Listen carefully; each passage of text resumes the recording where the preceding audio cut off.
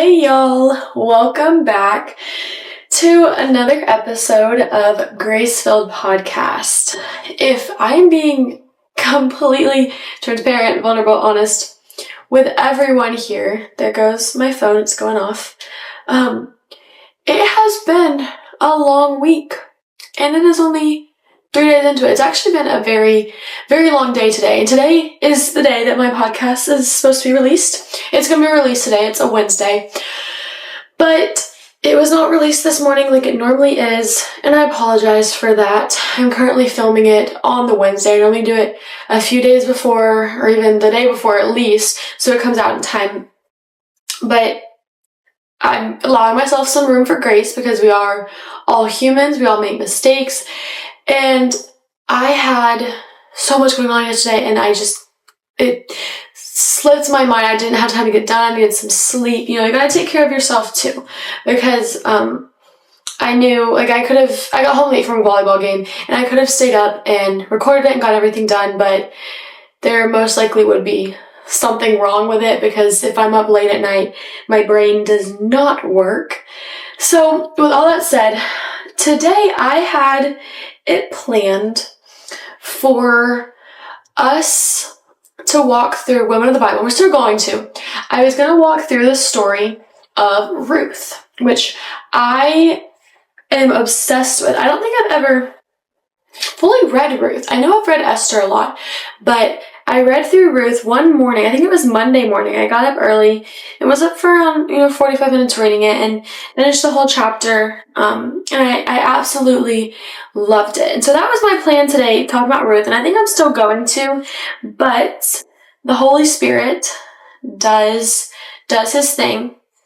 And I am going to let him direct this conversation, this podcast today, because I believe that, personally for myself, I relate to something 10 times more when it is the real side of something, or at least a person. I relate to a person 10 times more when they show the real side of themselves. And so that's why I'm just going to tell y'all about my day. And instead of going through Ruth fully in this episode, we're going to turn our heads to another character in here and just her life. So if you didn't know, just a little backstory about Ruth. As always, I suggest you go read this. Always fact check me 100% because anybody that you listen to, you should always fact check because your faith is your own. You need to make sure you are filtering everything that's going into your heart and your mind and your soul. So with Ruth, she was married to this guy, I don't remember his name, but their mother, so there are two guys actually. Their mother was Naomi, this lady named Naomi, and her two sons had two wives. Well, long story short a little bit, the sons end up dying. Naomi's husband, I'm pretty sure, dies. Yes, he is, yeah. So he dies. And so Naomi is left with no sons and no husband and just two daughter-in-laws. Well, the two daughter-in-laws try to stay with her, comfort her, and she's just in this rut. She's like, there's no hope. How would you feel if you lost 3 people that you loved so dearly? You're going to be in a rut no matter what. And she was not doing well, so the two daughter-in-laws, right? No, I don't think that's the right words for that. But the two ladies who were married to her sons, they decided they wanted to stay with her, but Naomi didn't want that. She refused. So the first daughter, lady, girl, I don't really know what to call her when in relationship to Naomi, but she goes and leaves, go off somewhere else, does her own thing. But Ruth decides to stay with Naomi. And I wrote down through all of this just different attributes about Ruth. I started doing that because after every single paragraph, I kid you not, I was on the edge of my seat for this just because of how Ruth acted. I put a word under the majority of little paragraphs, how the Bible is sectioned, because these are just the words that came to my mind with what she did and who she was. So I want to focus on that. But first, I'm going to really focus on Naomi. Because I 100% believe, I feel like I said this on a few other episodes, like, we all go through ups and downs, hills and valleys. That happens all the time. And I think a lot of times as Christians, we try to put on this mask of being this person that we're really not, and trying to be this 100% best Christian, best foot forward. But like I said before, the way to actually get people to want to talk to you or have that trust between somebody else is through vulnerability.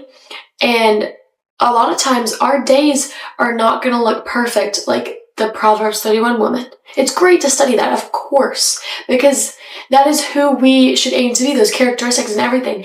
But it's also important to look at characters in the Bible that really went through a crappy, tough time, because we're going to go through that too. And so my day was nowhere near as bad as Naomi losing 3 people that she loved. Nowhere near that. But it was just one of those days where you just get hit over and over and over and over by things that happen. So last night we had a volleyball game, and after that we went to 4 sets for that one, and so my body's tired already. We got home kind of late, went to bed late, and then we had morning practice bright early.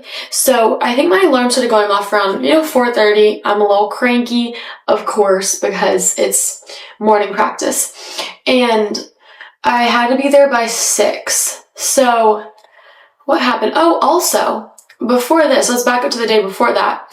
I was rushing out of my house and I ran into my neighbor's trash can, and part of my car popped off. We were able to put it back into place, but still, that was another thing to add to the list, just going on with the week.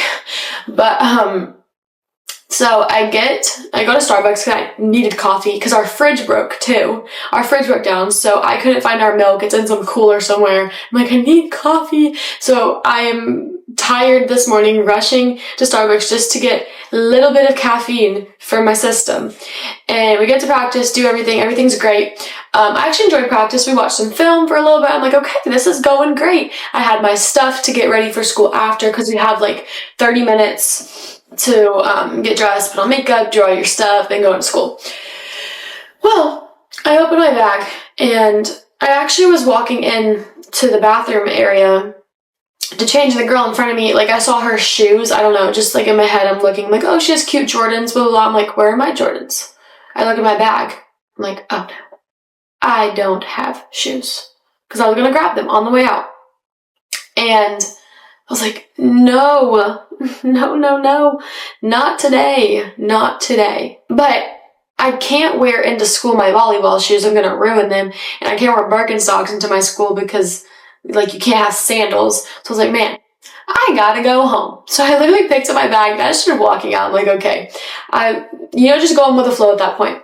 So I get home and my hair's greasy and sweaty from practice, the game last night. And so in my head, I'm like, okay, I'm gonna look on Pinterest, all the little Pinterest girlies, and find a very cute slick back hairstyle. Well, my hair did not look like the cute Pinterest girlies in a slick back hairstyle. So I tried for 15 minutes to do a good hairstyle. And if you're a girl doing your hair, especially with long hair, you know that it is an arm workout to do your hair. It is a little painful while standing there. And so I'm fixing my hair. It wasn't working. Finally, I threw it in what it looks like right now. A little lumpy, slick back ponytail, and I called it a day. I did my makeup, blah, blah, blah. I got into school, and the day was pretty decent, but I think that I let my guard down a little bit, because for the past few days, or probably a week, I've been struggling a lot just with reading my Bible and staying focused on God. I feel like there's been one situation specifically, I'm not going to go directly into that, but it's just been pulling me away from God in a sense.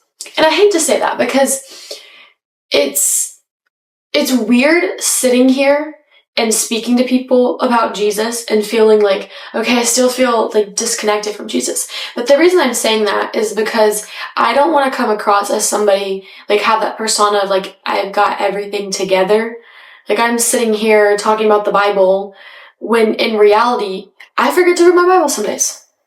That happens a lot. I read my Bible on Monday, but I didn't read it yesterday or today or anything like that. And it's a sad reality, you know what I mean, that we get so busy and so caught up in stuff. But it's also a real reality, and that's why I wanted to share that.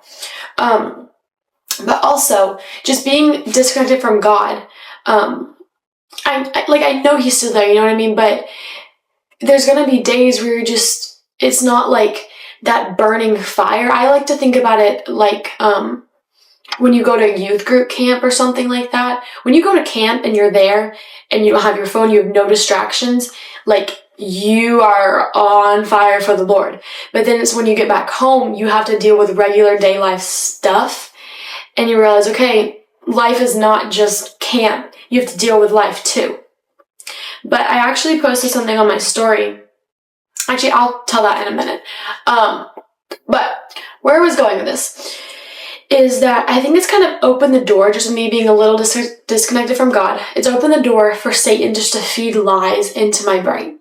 So for instance, my situation I told you about with this morning, just like forgetting the shoes, then having to come home, and I took a very long time to get ready because I was just frustrated with my hair and that kind of stuff.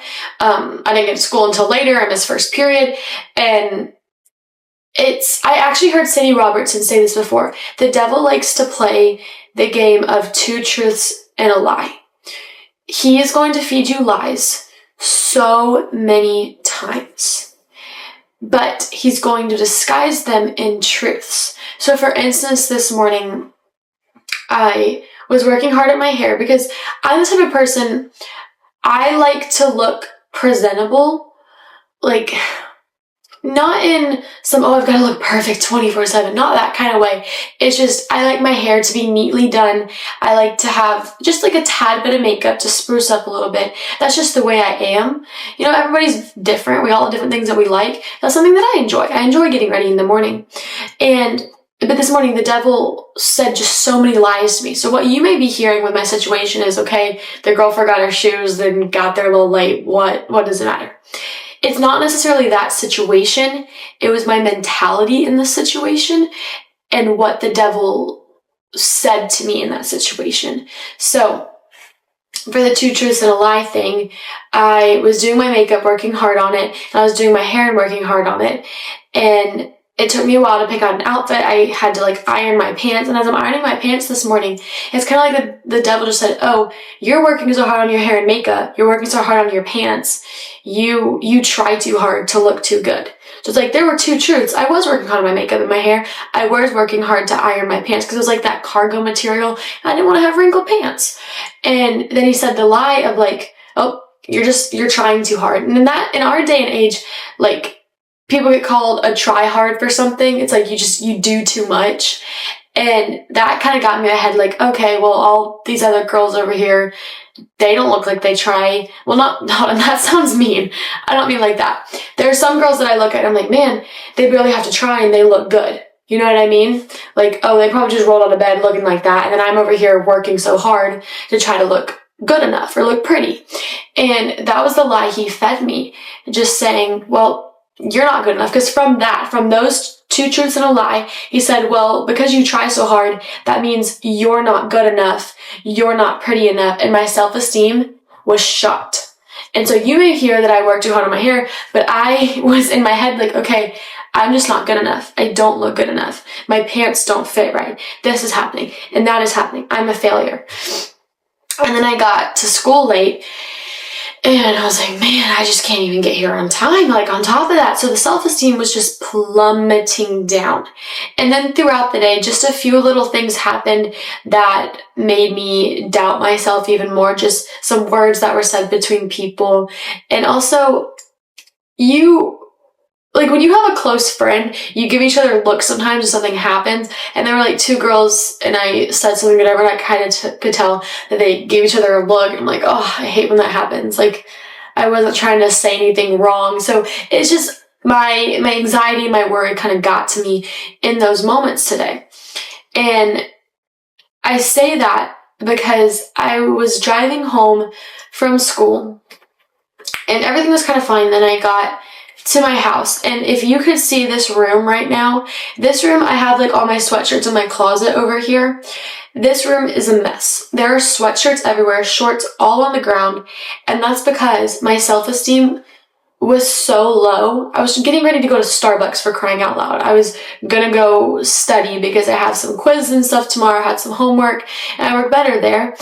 And I could not find an outfit for the life of me. It was like I started my day off with such low self-esteem and I didn't connect with God at all. And so it was just like I felt so empty and broken. Well, finally put on just a little outfit, whatever, made it work. I got to Starbucks, stayed for a little bit, and then I left. On the drive home, it was one of those drives where I had no music. It was like pure on just in my head. That's it. I don't know if y'all ever had drives like that where, because I'm a music girl. I love my music. I play it 24/7. If I'm in a country mood or rap mood, anything like that. I love music. I will vibe to anything. But this was a car ride that I was just sitting there, like processing the day. And honestly, the week too, because backing into a trash can, that didn't go well. The neighbor was sitting behind me and saw the whole thing. A girl drove by laughing. Wasn't a pretty scene. Everything was fine. But I was just soaking everything in, and I realized like, I felt like there was just a huge burden on my chest. And honestly, right now, I still feel that way. I did not want to come in here and record the podcast. I wanted to sit on my couch and just kind of sulk. But I'm praying, like, I know this podcast does not have hundreds of thousands of viewers. I know that, of course. But I pray that at least one person sees and hears this and knows, like, if you're having a crappy day too, if you're having a crappy week, a crappy month, I am with you. And you may be hearing this and be like, man, that girl is so negative. And I'm not trying to be negative. I'm not. I really am just trying to be real, because it's so important to have a positive mindset in life. You know, I'm a firm believer of that, because what you feed your mind and what you tell your mind is what it's going to believe. So if you're constantly talking negative thoughts, then you're going to be a negative person. But there are some times that I think it's okay to just kind of sit and debrief and be like, okay, this was not a good day. It was not the best one. It's how you carry yourself after that. But still, maybe you need to go sit and have a conversation with somebody, or have a conversation with God, because I just drove around my neighborhood for a little bit before I came home, and I was in prayer with God, but I just kind of listed a few things like, God, today is not going well. Because when you keep everything bottled up inside, it makes you feel terrible. I cannot tell you how many fights I've gotten into with my mom, because my mom's like my best friend. I talk to her about everything, but I've gotten in so many fights with her because I bottled up my emotions and didn't want to share them, and then they finally like spewed out like a Sprite bottle or something that you shake and like shoo, spews out everywhere, and then it became a whole thing. But where I'm going with this, and in the Bible, I originally did not plan to even talk about this, but Naomi had some crappy stuff go on with her. She didn't want to be around anybody or anything like that, but she did have Ruth through this. And in the end, everything did work out. But when we are caught up in that moment of like, man, nothing is going right, it is so hard to see a way out. And I wish I could sit here and I could say that everything is sunshine and rainbows and that I have an exact answer on how to make your situation go better and get better. But I don't. You know, that's the fact of the matter. I don't have any way to tell you that. But I can say that from past experience, I'm even working on this right now, still trying to go to God, but you've got to go to God. You've got to keep him in your life, because the worst thing you can do while being in the middle of a storm is walk away from God. And this is what I was talking about earlier, what I posted on my Instagram story. Let me pull it up. I found this post that came up on my For You page, of course, because Jesus knew I needed to see it. The first part, there are two parts to the post. I posted the second little quote thing, but the first one says, bad days without God will break you. Bad days with God will build you. And I love that so much, because it related to exactly what I was going through. Because I could choose for the rest of this day to say, okay, this is terrible. This has been a bad day. I've been in my head a lot. The devil has lied to me. I'm just going to sit here. Like, I take what I said back from before about not having any music on. I originally had music on, but it was like sad music, literally a sad playlist that I looked up. And I just felt God saying, no, you don't need that. It's going to put you in a deeper rut. I need you to come to me. And that helped 10 times more, because now I'm sitting here and I honestly just talking about God, being in this little room where I love to share about God, it has already made me feel 10 times better than when I was sitting in the car listening to sad music that I thought I could relate to and feel better about. So go to God first, and He'll help you. It'll build you up when you go to Him through a bad day, because you're going to develop resistance to it. I think about it like your immunity in your body. Once you're, especially babies, like when they have to get exposed to stuff, they have to get sick to build up that immunity within them. And yes, it sucks that a baby has to get sick. I know as a mom, you don't want to see your child ever get sick, but the more times they do get sick, they build up immunity to whatever that is. And so when you are having a rough day, when something bad happens to you, you can choose to sulk and go into a deeper pit, go into the valley. Or you can turn to God and say, okay, help me build up immunity to this. Help me become stronger through this. Build me up, Jesus, and help me get to that mountaintop instead of staying in that valley where I don't want to be. So relating this back to just Naomi and her life, it's important to note that even though Naomi wanted to go by herself, she still had someone with her. This actually speaks to both people, Ruth and Naomi. First of all, Ruth stuck by her side. So a lesson to take from that is, like, if you are with someone, maybe you're not the one having a bad day. Maybe your day is great. But, I mean, Ruth did lose her husband too. But still, she comforted Naomi. We are built to have community. And I've always struggled with that a little bit, because my mom, I love her to death, but she is social at like work, but when it comes to like being outside of work, especially in church a little bit, it's a little out of her comfort zone. And I totally understand it, because you've got to be with people you click with. For me, I had a really good youth group that I loved, and then I tried to go back the next year. It just wasn't the same. And that sometimes happens. But I would always feel scared to be in like a community. I thought, hey, I don't need it. Kind of like my mom, we're both like, I don't want to do anything. We'll just stick together. And I have her, of course. But make sure you look at those people around you and comfort them. Like, going back to my mom as well, today she knew, like, from the sound of my voice that something was wrong, because she just knows me so well and she's my person. And I was able to sit down and talk about my day, and she was able to talk about hers.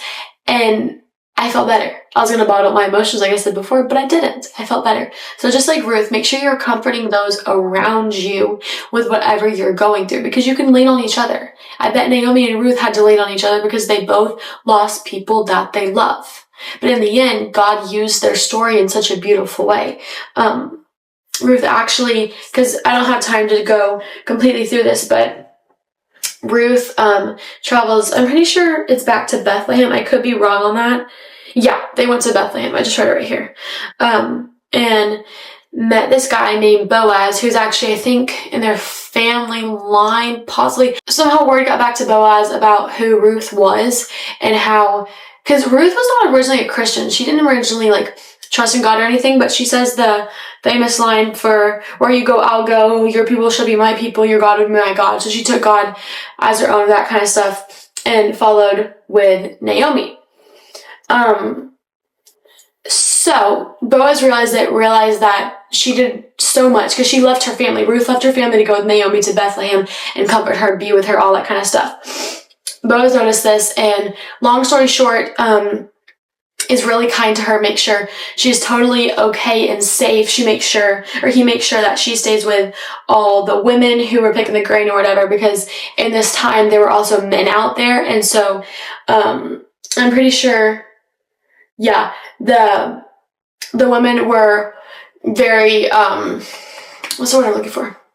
I don't know what word I'm looking for. Oh, vulnerable to sexual assault or anything like that because of the men who were out there. So Boaz made sure she was safe, taken care of, protected her, and then eventually became her kinsman, which I looked up. Where's the, I don't know. I can't find the definition. I'm trying to run through this quickly so y'all understand. But he completely helped them out, ended up marrying Ruth. She had a baby, all this kind of stuff. So everything worked out for them in the end. But I think it did start by Ruth and Naomi staying together. Because if Ruth had split up, her life would be completely different and she wouldn't know God the way she did with Naomi. And Naomi would be in a rut. She wanted her name to be called, here it is. Yep, in verse 20, it says, I wrote this on the side, Naomi prefers the name Mara, M-A-R-A, which also means bitterness because of her losses. That's the name she wanted. That's how she felt. She was so bitter. And imagine if Ruth didn't stay with her. Who knows what could have happened to Naomi? But the fact that they did, that community is so, so important, especially if you're going through a bad time. So if you had a day like me, and you were in your head, maybe something terrible happened, don't bottle it up. Go find somebody you trust and you are close to. And if you don't have that, talk to God. He's literally sitting here saying, come to me, my daughter, come to me, my son, come talk to me. I am here ready to listen to you. So do that today. Or go talk to a person and talk to God. Talk to both. Because it'll help you, I promise. Or on the flip side, if you are someone who's having a great day, or just, you know what, okay, this day's been pretty good. If there are people around you who are struggling, make sure you keep an eye out for that. Be aware. Okay, notice that change in someone's attitude or their voice and check up on them. I've realized, we're all human. I know that's such a weird thing to realize, but in my volleyball game yesterday, if you know anything about volleyball, the refs determine a lot of the games, obviously, because they make the calls. And this isn't any sport, actually. And the refs can make really bad calls sometimes. In sports, you can have good refs that kind of help you out a little bit, or you can have really, really bad refs that don't. And so we had a ref last night at my game who is just honestly not the kindest person in the world. And there was a time in the middle of the game where he kind of fell on the floor and took a knee really quick. He's like, oh, my hip just kind of fell out of place. And people were kind of laughing around me. And there was a part of me that did want to giggle. That sounds really bad saying that. And I don't mean that in a rude way. He kind of was a funny guy too. So that's where that came from as well. But it's just in my head, I realized in that moment, that is a person. That is a child of God. And I decided, I'm not going to laugh. I'm not going to. Because he was in pain. And although he was mean to me, I don't want to see somebody in pain. And that's such a weird realization. I was in the middle of a volleyball game, people loudly cheering, and I'm just kind of having deep thoughts over here.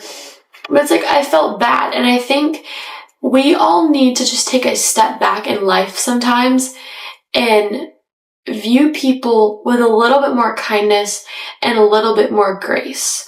Because yes, people are going to be mean. A ref's going to make a bad call. I was on the court trying to help shag the balls, and I had my Birkenstocks, my little slide thingies, and he's like, nope, don't make me chase you down, and came over to me and was kind of mad. And was like, get off the court. And I'm like, okay, I was just trying to help. And I was just rude about it. But still, that's the time when you gotta kill people with kindness, And I know that kind of veers a tad bit away of what we were talking about, but not really, because you just gotta pay attention to people, really notice them. Because I think that's one of the most beautiful things we can do as Christians is take that step back and realize, okay, Jesus loves this person. So what makes me feel entitled that I don't have to, or I have to be rude to them? But in the end, what I'm trying to say is just keep your eyes fixed for those little details that happen to the people around you, or even just people on a daily basis.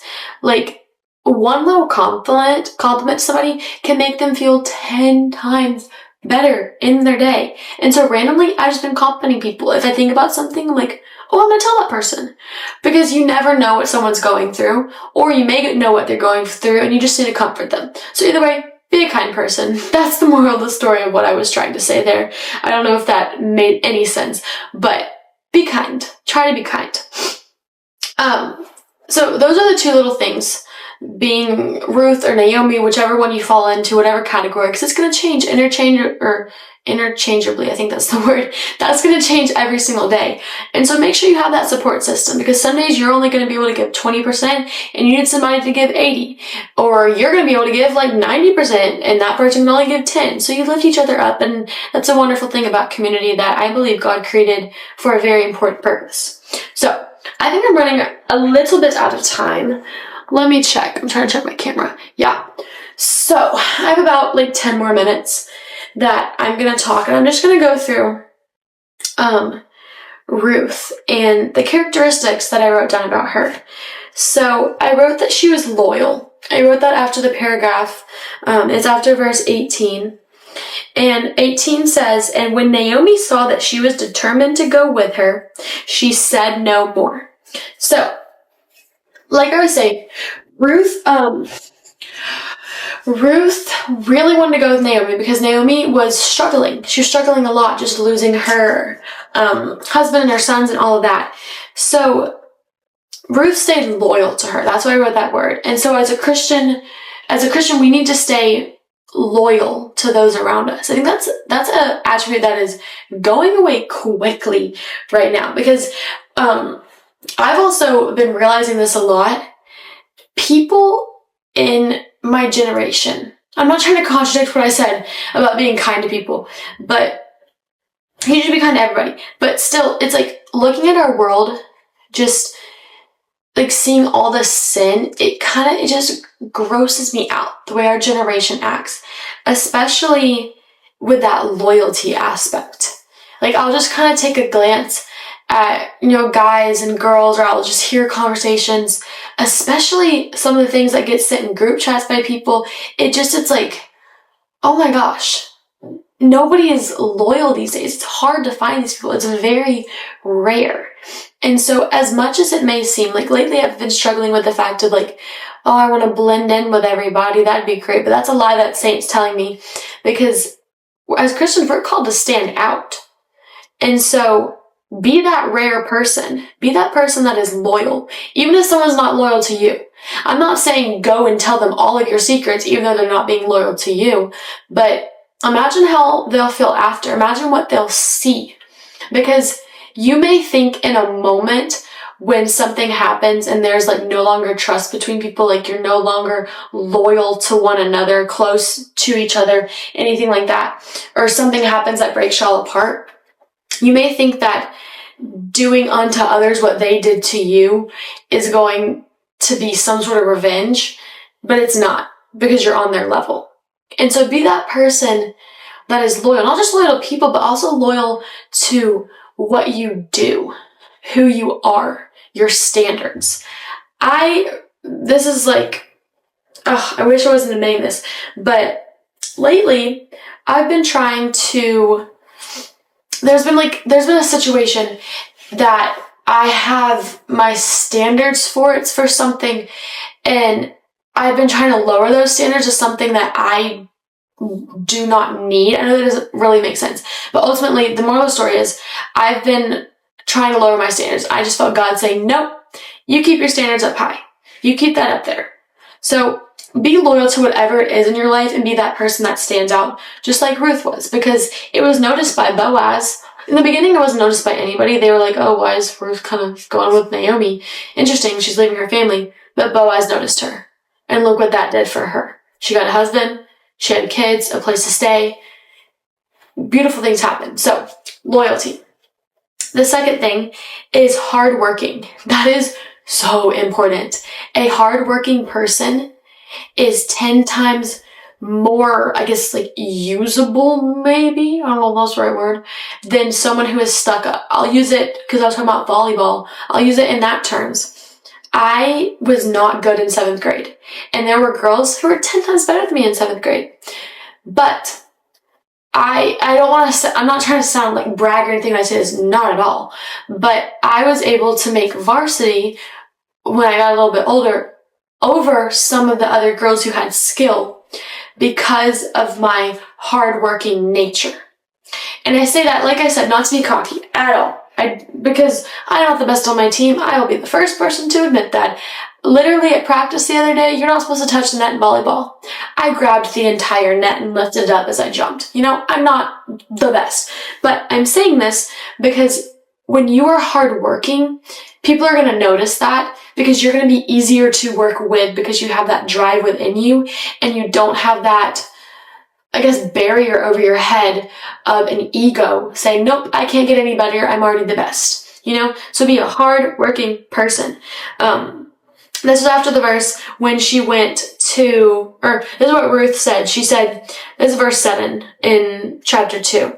She said, please let me glean and gather among the sheaves after the reapers. So she came, and she has continued from early morning until now, except for a short rest. That was one of the servants saying that to somebody else. But they're basically saying that Ruth was a very hard worker. She didn't want much in return. She just wanted to make sure that her and Naomi had a living, and she worked hard at that. So, second thing I wrote after chapter 2, verse 13, is faithful. She's very faithful to, Naomi, especially, but also faithful in what she's doing 24/7. So, another characteristic is just being a faithful person. I talked about that in a few episodes about walking in faith. I think that was a lot in the last episode. The 4th one in the series of Becoming a Christian Woman. But just be a faithful person. The next thing, and I'm sorry I'm going a little bit fast. I talked a lot in the beginning, but like I said, the Holy Spirit, I believe, leads me to what I need to say. So maybe somebody needed to hear my story in Interesting Week and they're not alone. But the next word is grateful. She thanked Boaz over and over and over again for just letting her be in the field, letting her do her thing and get some food or get some money. And I think that goes, that is kind of withering away in our society and day and age too. And I'm not saying that's like a good thing, but I view that as a challenge, like especially like loyalty, being grateful. I view that as a very good challenge, because I want to be that person that stands out and is a grateful person, has my manners, says thank you over and over again to people and never stop letting them know how gracious I am for them, because that's rare in our society. Like manners, they're going away. I was in line at Chipotle last night and there are these 2 guys in front of me and they're just like kind of rude to the people working.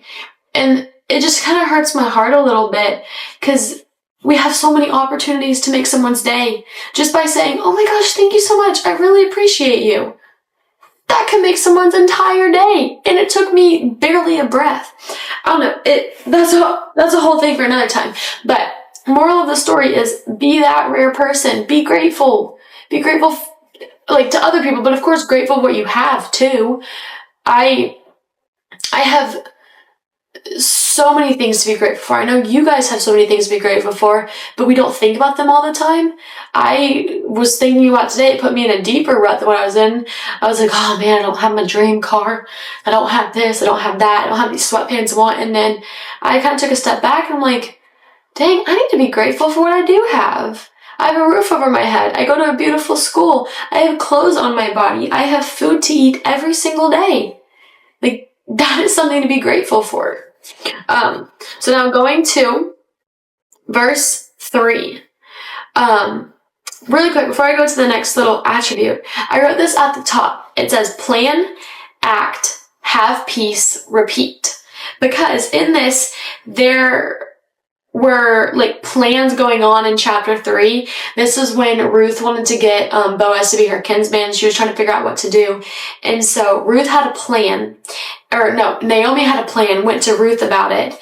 and they had peace through it all. Naomi had peace that it would happen, and that it worked for them. So that's what I wrote at the top. I loved that.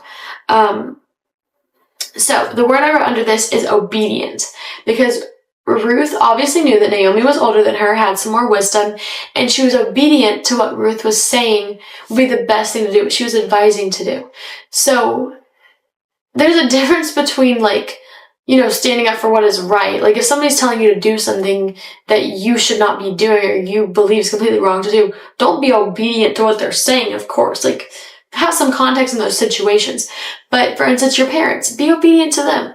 That's a small little act. Be obedient to your boss. I know for some people that may be difficult with whoever you're dealing with, but in the end, being obedient to someone on earth you're called to be obedient to is also being obedient to God, because that person has been placed over authority of you for a reason, like your boss at work or your principal at school or your parents.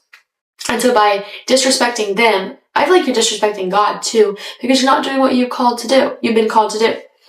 Next word is worthy. It says in verse 11, "And now, my daughter, do not fear. I will do for you all that you ask, for my fellow townsmen know that you are a worthy woman." That almost gives me chills, because context for that is, she was talking to Boaz about the kinsman thing, all of that, and he was what did he say again? He was like, "Do not fear. I will do all for you that you have asked." She asked a lot of him, and he was like, "I will do for you." And he knew that the townsmen would also agree to this, because they knew her character. Like, Ruth's character spoke for herself. She didn't, don't be boastful either. That's another thing that I already hear. She was worthy. She was a worthy woman, and this all just kind of ties together, because she stuck out because of these attributes that were also probably rare in her time too. Being loyal, being hardworking, being faithful, being grateful. That made her a worthy woman, and people saw that. She didn't have to boast about it. Next word is patient. She was patient with God's timing, with Boaz's timing, because he had to go and figure out this matter, because basically Boaz was going to buy this portion of land, I'm pretty sure, that belonged to either Ruth's husband or Naomi's husband. And so it goes by the line of generations, and there was somebody who was closer to them that owned the land.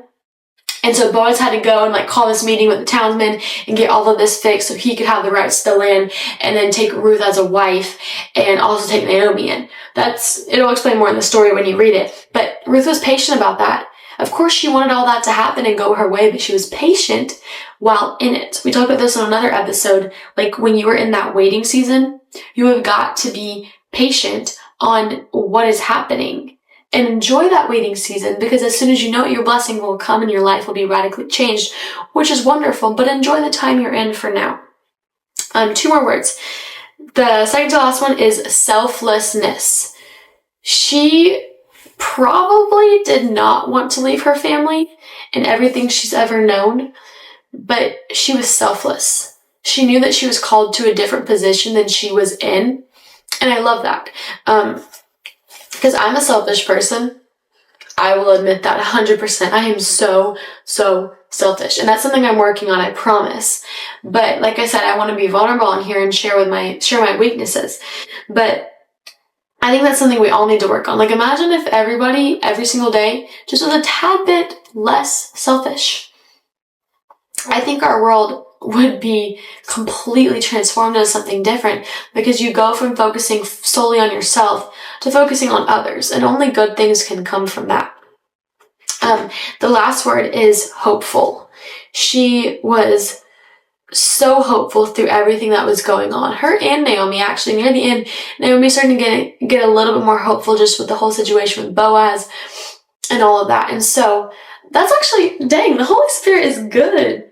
He rounded that out really well, because I just realized the very last word I wrote was being hopeful. I was about to say, you got to be hopeful in all your situations. Well, what did we start our conversation with? We started our conversation talking about rough situations. So, as a little full circle moment with the Holy Spirit, but when you're going through something difficult, be hopeful through it. Because there may be so many wavering things, like I said. Satan was telling me lies over and over and over and over. But there is one truth. The one truth is that God is good. He is always good. He will always be good. And that's so important to remember, because that gives us hope. We can fall on Jesus. He's right there to catch us. But you have to decide to fall towards him as well. Because how I think of it, the little game where it's like the trust fall, you know somebody's behind you. You have to trust them too. But you could fall backwards and you may not know where you're going. This is a really good example of faith, actually. This is the Holy Spirit talking to me. But in the back of your head, you don't have eyes. You can't see where you are going. And so that is like faith. Because with faith, you are walking where you cannot see. So, just like with the trust fall, Jesus is behind you, ready to catch you. You can't see him, but you have to trust him and have faith that he's there. Or you can fall where your eyes can see, but most of the time, let's say you're on like concrete, your face is going to hit concrete. And so I hope that's making sense. But like normally, if you go the path that you think is the best, you're going to fall and land on your face. But if you walk in faith and you trust in the Lord and have hope in him, and you fall back on towards God, even though you can't see it, you know he's there because he's good, like I just said, your life is going to be 10 times better. So please remember that today. I am going to be praying for all of y'all. I pray that you pray for me as well. And if you guys have any comments, questions, anything you want me to talk about, we're going to be starting some new things very soon for the podcast, because this is the closing of Women in the Bible. This was, I'm pretty sure, the fifth episode, fifth week. Yeah, it's been amazing. I love walking through Women in the Bible, but I also want to dive into some other stories as well. So stay tuned for next week's podcast, and make sure to just go pray right now. If you haven't prayed today, go pray, because God's sitting there and his invitation's out, just waiting for you to accept it. And also, make sure that you spread a little Jesus wherever you go. Bye, everybody.